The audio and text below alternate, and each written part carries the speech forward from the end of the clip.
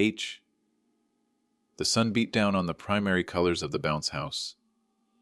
Children shrieked while parents sipped lukewarm beer. My wife, bleth. H. held court with the poise of a queen. Then the air turned cold as Kristen stood up. H. Her voice cut through the laughter like a jagged blade.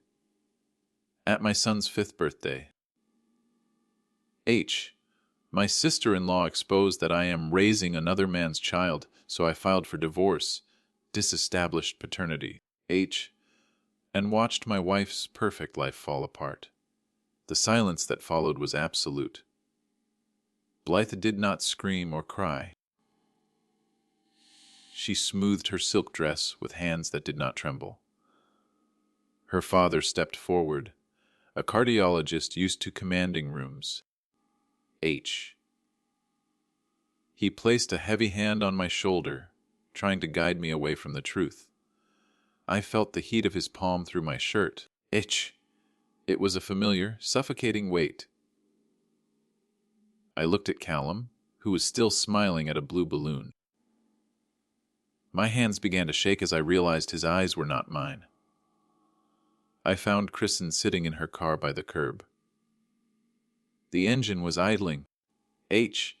Vibrating against the pavement. She did not look at me when I tapped the glass. Instead, shh. She handed me her phone with a trembling finger. The screen displayed an email chain from 6 years ago. Shh. It was a tactical map of deception. Blythe and her parents had discussed the timing of my deployment, the H.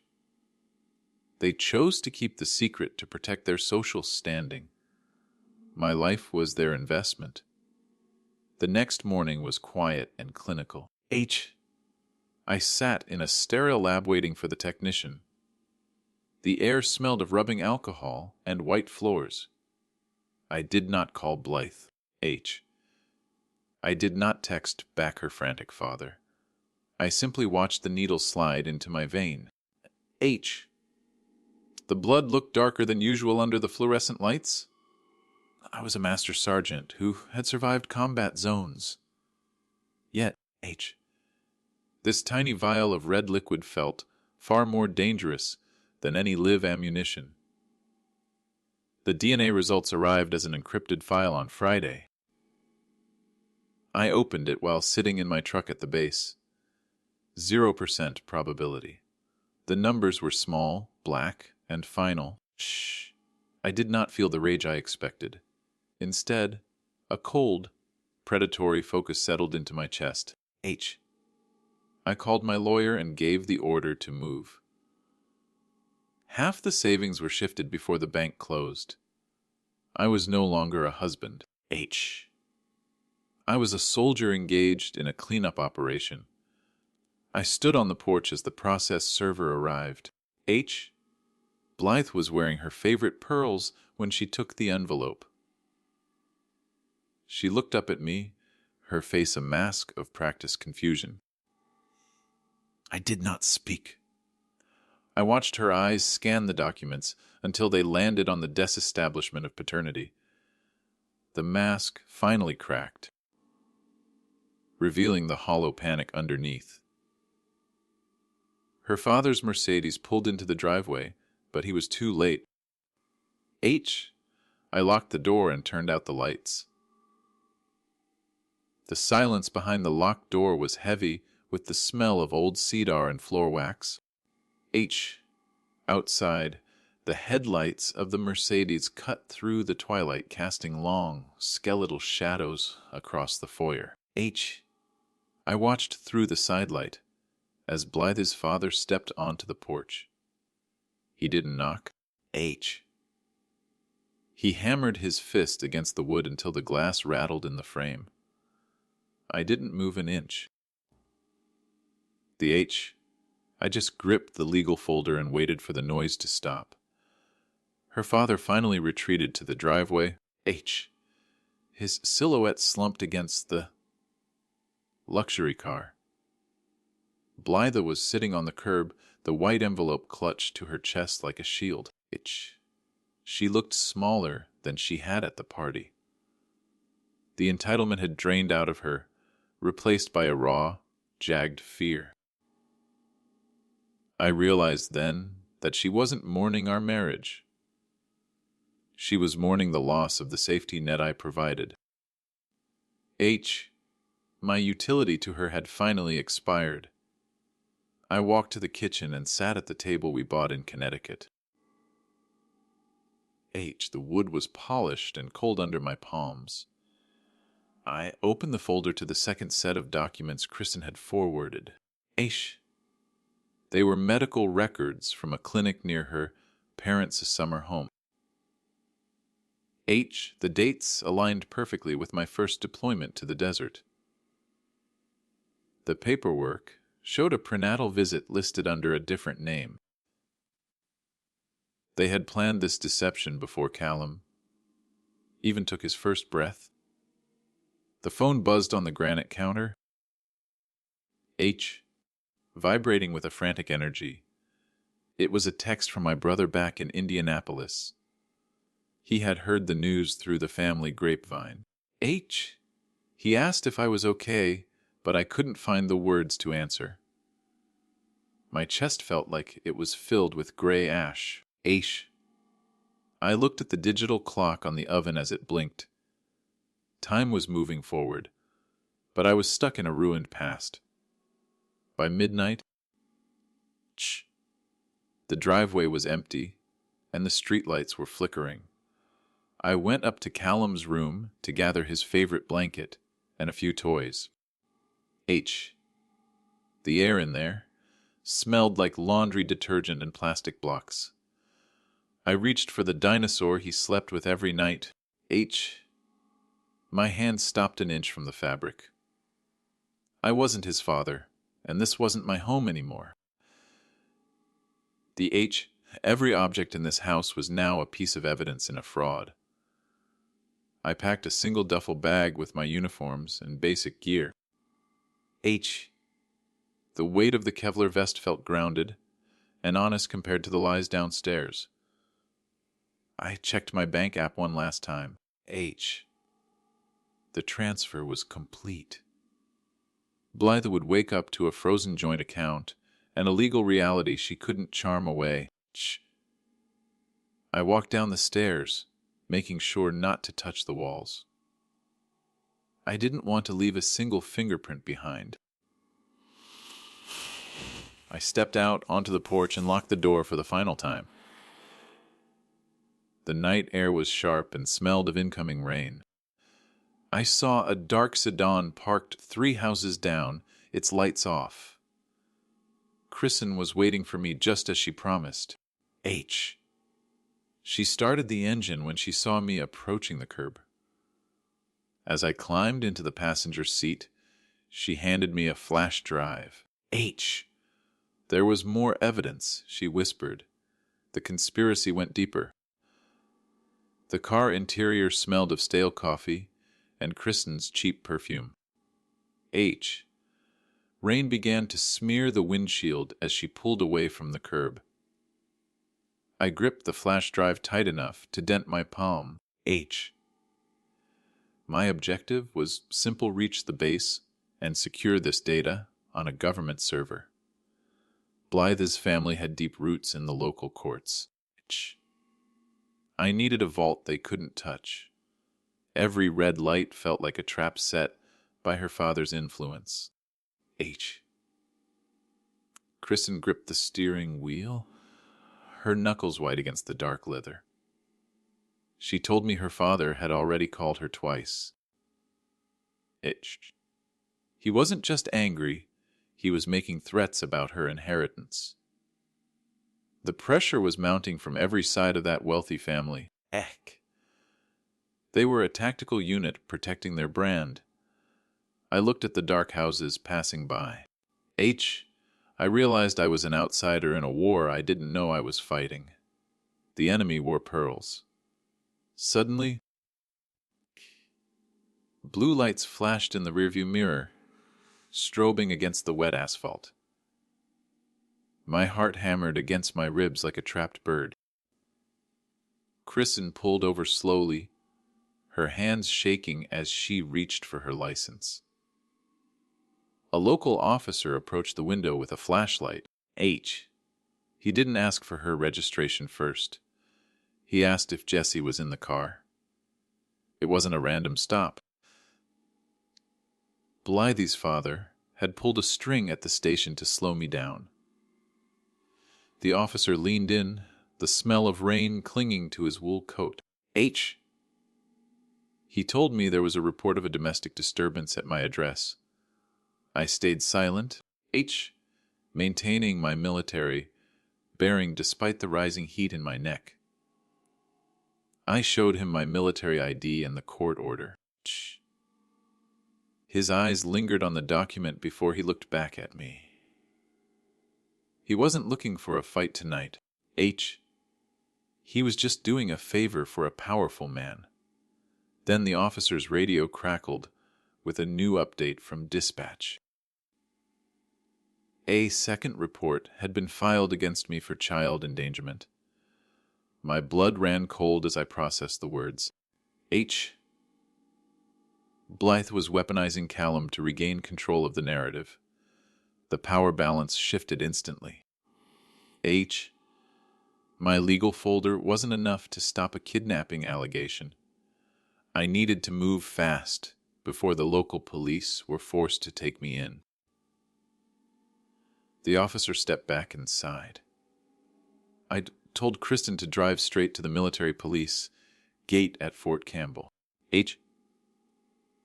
The local cops had no jurisdiction on federal land. She slammed the car into gear and surged back onto the road. The flash drive felt heavy in my pocket. I looked at the documents one last time under the dim cabin light. I saw a signature I didn't recognize on a bank form. It wasn't Blythe's handwriting. It belonged to her mother, signing for my son. We reached the gate just as a second cruiser appeared behind us.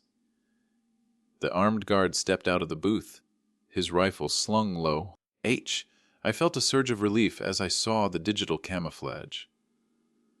This was my world now. The local police car stopped at the line and turned around. We were safe for the moment, but the war was shifting. Kristen handed me her phone one last time. A new message had arrived from an unknown number. The message on the screen was a grainy photo of my secure locker at work. Someone had tried to force the lock, leaving deep gouges in the metal. My stomach twisted as I realized Blythe's reach extended onto the base. Her father had friends in high places, likely veterans who still held sway over the guards. I had to secure the physical originals before they vanished forever. I thanked Kristen and stepped out into the humid Kentucky night air.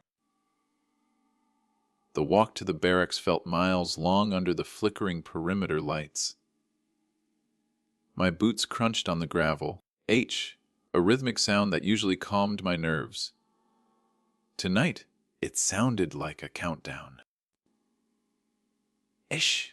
Every shadow near the motor pool looked like a threat. I reached the office and saw the door standing slightly ajar. My pulse spiked as I gripped my heavy flashlight. Someone was already inside, rummaging through the steel cabinets with a frantic desperate speed. I kicked the door open and blinded the intruder with the high beam light. It wasn't a hired thug or a corrupt officer.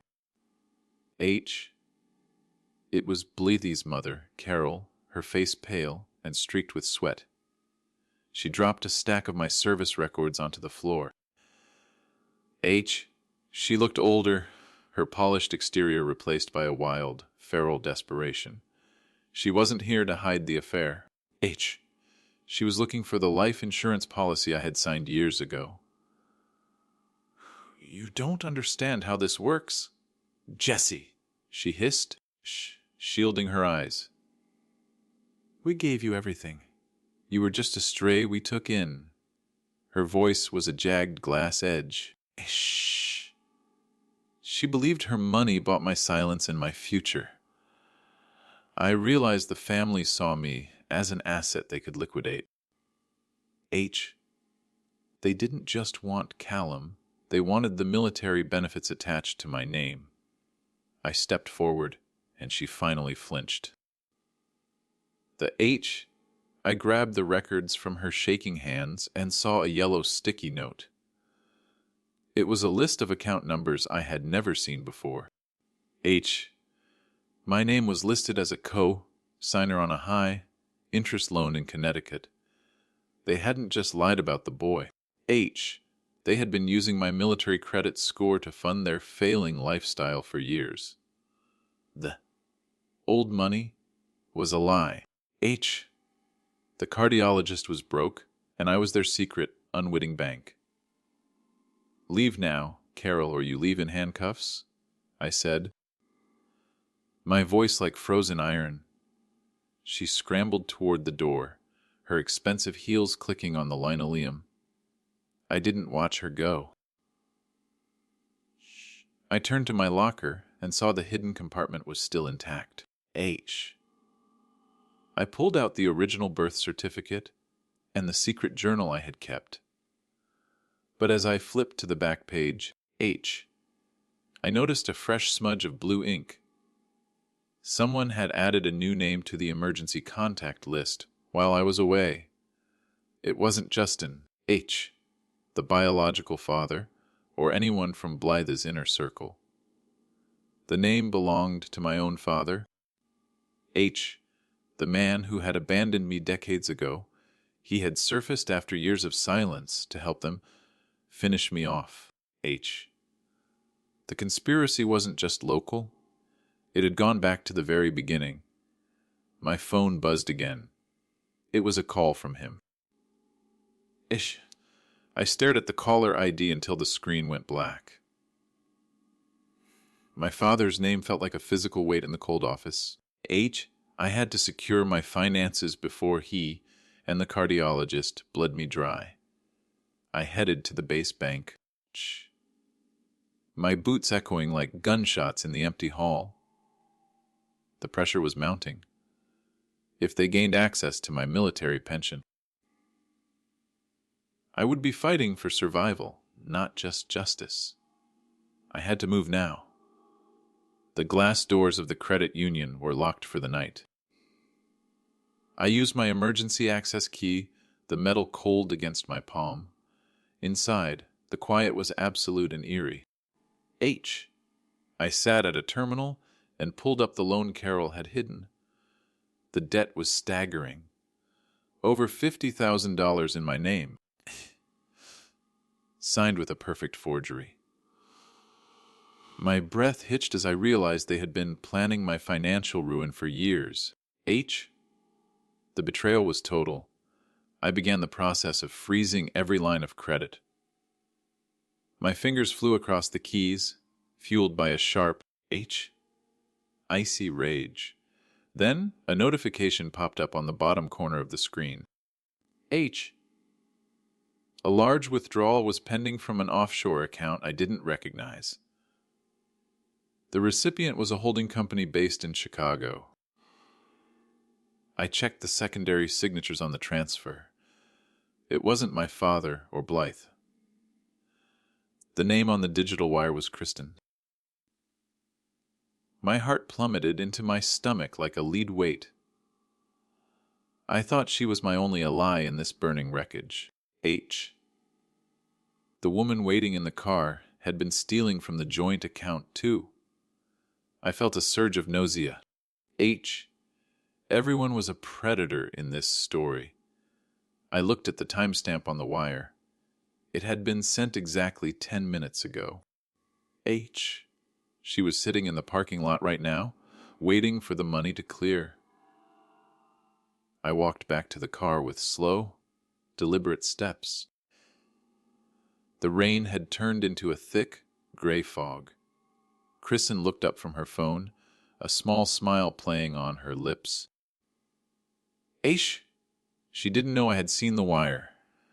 I got into the passenger seat and pulled out my flashlight. I shined it directly in her eyes. "Why Chicago, Kristen?" I asked. The air in the car turned frigid. She didn't blink. She just reached for the door. "It isn't what you think, Jesse," she whispered, her hand on the handle. Her eyes were hard and focused. She pulled a small leather-bound ledger from under her seat. She flipped it open to a page dated 6 years ago. It contained a list of every cent Blythe had stolen from me. Kristen hadn't been taking the money for herself. She had been moving it to a trust fund for Callum. She was protecting the boy from his own mother. I looked at the ledger. My mind reeling from the shift. She had been playing a much longer game than I realized. She was the one who had tipped off the bank about the forgery. "My father is coming," she said, her voice trembling. "He knows we are here." Just then, a black SUV roared through the base gate, ignoring the guards. It wasn't the cardiologist. It was a man I hadn't seen in 20 years. My father had arrived. The SUV skidded to a halt on the wet pavement. My father stepped out, looking like a ghost from a past I had buried. He didn't offer a hug or a handshake. He just stood there with his hands deep in his pockets, eyeing the base credit union. I realized he wasn't here for a reunion. He was the silent partner in the cardiologist's scheme. The man who abandoned me was now helping my wife's family dismantle my entire life. The betrayal felt like ice in my veins. "You always were too rigid, Jesse," my father said. His voice was a low rasp that scratched at my memories. He explained that Blythe's father had paid off his gambling debts years ago. In exchange, he had provided the forged signatures and the family history they needed to trap me. They had used my resentment against me, building a cage out of my own desire for stability. I looked at the man who shared my DNA and felt absolutely nothing. He was just another target now.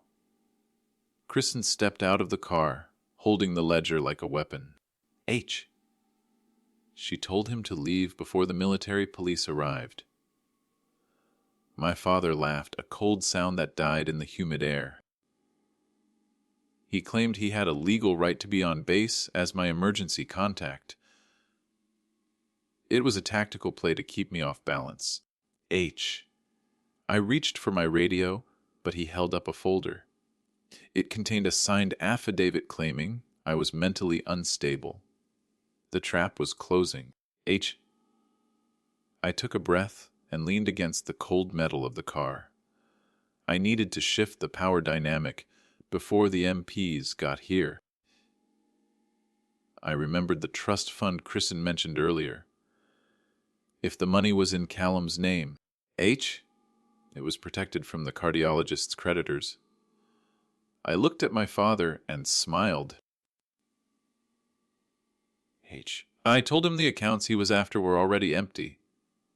The color drained from his face as he realized his leverage was gone. He was finally just a loser. The sirens began to wail in the distance, drawing closer. My father scrambled back into the SUV, desperate to avoid a federal interrogation. He realized the cardiologist wouldn't protect a man who failed to deliver the cash. I watched him speed away toward the main gate. He was a coward then, and he was a coward now. I turned to Kristen and thanked her for the truth. She didn't smile back.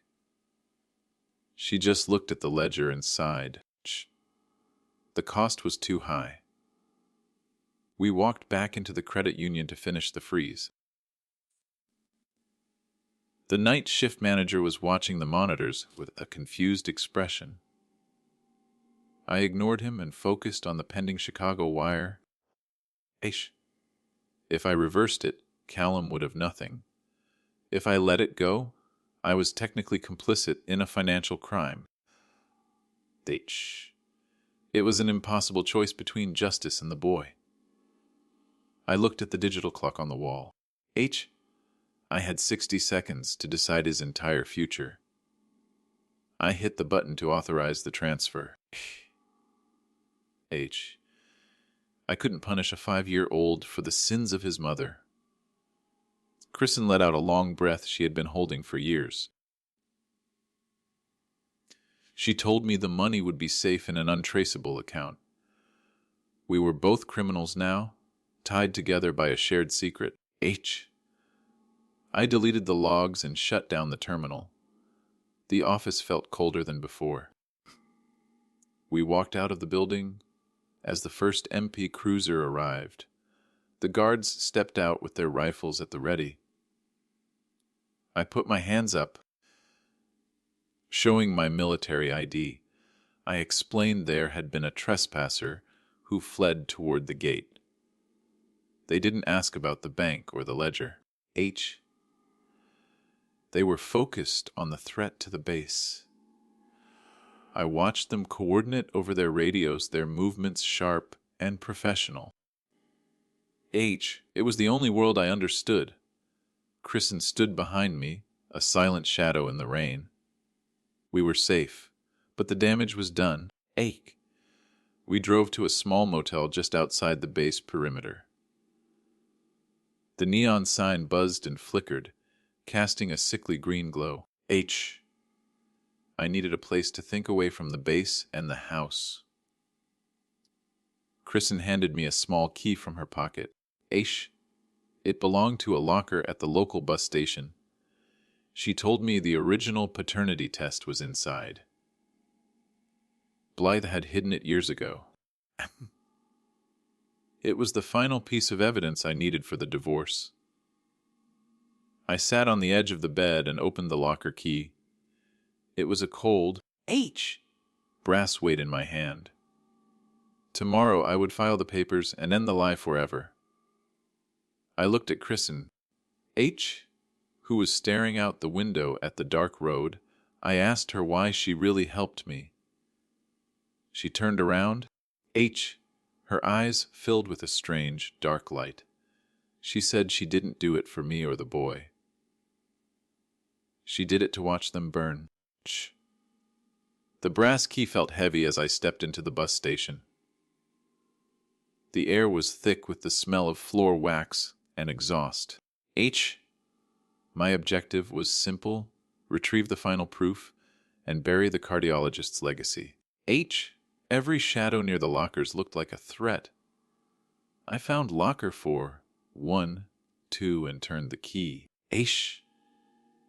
Inside sat a weathered manila envelope. I pulled it out, feeling the texture of the thick paper. This was the document that would finally end the 6-year masquerade. The station doors hissed open, admitting a gust of rain. I tucked the envelope under my jacket to keep it dry. Suddenly, my phone vibrated with a video call from Blythe. I answered. Seeing her face illuminated by a dim lamp, she wasn't screaming this time. She looked calm, almost serene, in our former living room. I know about the trust fund, Jesse, she whispered. I know what Kristen did. She wasn't broken yet. She was still looking for a new angle. I walked toward Kristen's idling car, my heart hammering. The realization hit me like a physical blow. Blythe wasn't just guessing about the money. She had access to Kristen's backup files all along. The power balance shifted as I realized the trap hadn't fully sprung. They were letting us move the money so they could charge us with grand larceny. I climbed into the passenger seat and told Kristen to drive. We had to move the digital trail before the morning sun rose. The Kristen's face went pale as I explained the situation. She gripped the wheel, her knuckles white against the dark leather. We headed toward a local tech park where she kept a secure server. The pressure was suffocating now. If Bleetha filed a police report, my military career was over. A master sergeant caught in a wire fraud case doesn't get a pension. I looked at the manila envelope in my lap. The truth was starting to feel like a very heavy anchor. We arrived at the tech park, a collection of glass buildings. The security guard glanced at us but didn't ask for identification. We hurried into the elevator, the quiet hum echoing my anxiety. Kristen began typing frantically once we reached her small office. She was trying to scrub the connection between the Chicago account and my name. I watched the progress bar crawl across the screen. Every percentage point felt like an hour. We were running out of time and luck. Suddenly, the office lights flickered and then died completely. The hum of the server racks vanished into a deep silence. My heart stopped. Someone had cut the power to the entire floor from the basement. I pulled my tactical flashlight and scanned the hallway. A dark figure stood near the heavy fire door. It wasn't my father or a police officer. It was the cardiologist himself, holding a master key. He looked tired but ready to protect his dying empire. "Give me the envelope, Jesse," he said, his voice steady. He stepped into the beam of my light, unblinking. He explained that his medical license was already under review for the fraud. He had nothing left to lose but his daughter's freedom. I realized he wasn't here for the money anymore. He was here to destroy the evidence I had just retrieved. I gripped the manila folder tighter. He took a step forward, a scalpel glinting in his right hand. I didn't move as he approached the small desk. I signaled Kristen to keep working on the backup battery. I told him the DNA results were already filed electronically. It was a bluff, but it made him hesitate for a second.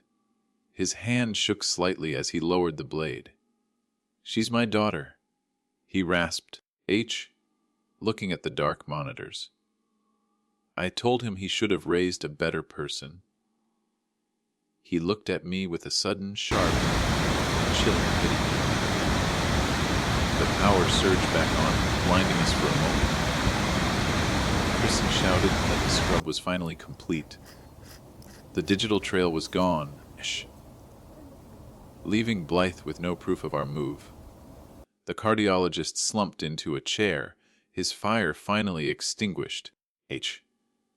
He looked like a man who had finally realized the cost of his sins. I walked past him without a word. We left him sitting in the dark office with his useless key. The war was almost over. We drove back toward the base as the sky turned gray. I felt a strange sense of hollow victory in my chest.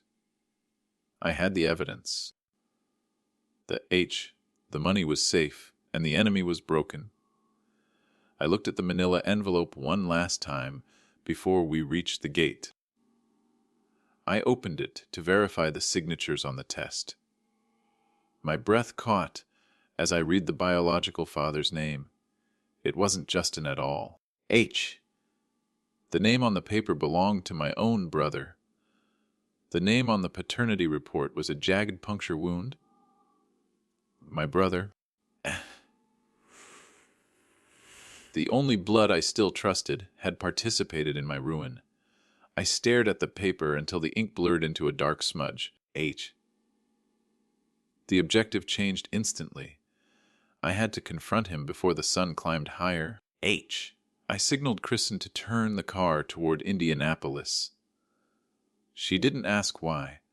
She saw the tremor in my hands. H. The betrayal was no longer a secret from strangers. The drive was a blur of gray highway and mounting pressure. Every mile felt like a tactical error. My phone buzzed with a message from him. He asked if I was coming over for the holidays. The audacity made my throat tighten. I gripped the manila folder until the edges creaked. H. I was a soldier who had lost his home to a shadow war. Now, the enemy was my own flesh. I realized the family money had reached him too. We pulled into his driveway just as the morning light hit the bricks. He was standing on the porch with a mug of coffee. H. He looked exactly like the man I grew up with. The power balance shifted when I stepped out of the car. I didn't yell. The H. I simply held up the DNA report. The mug slipped from his hand and shattered on the concrete. He didn't try to deny it. H. He just looked at the ground. Blythe told me you were sterile, Jesse, he whispered. His voice was thin and hollow. Ch, he explained that Blythe had approached him during my first tour. She wanted a child with the family look to hide her track. H. They had used him as a biological spare part. I felt a surge of cold nausea. My brother had been a tool for the cardiologist's daughter. H. He wasn't a partner in the crime. He was just another victim of her design. I looked at the house I had helped him buy. Ch. Every shingle was paid for with my deployment bonuses. I realized then that the Lee was finally dead. H. I didn't need a divorce to be free. I was already gone. I handed him the folder and turned back to the car. Ch. Callum deserves to know his father, I said. He didn't answer. He just stood among the ceramic shards. H. I felt the final tether snap deep inside my chest. Kristen drove us back toward the base in silence. The truth had settled like dust after a storm. I looked at my reflection in the window. The master sergeant was still there, but the husband was a ghost. I had protected the boy's future and exposed the rot. H. My phone chimed with a final notification from the court. The disestablishment was official. H. I was legally a stranger to everyone I once loved. Then, I noticed Kristen's hand was shaking.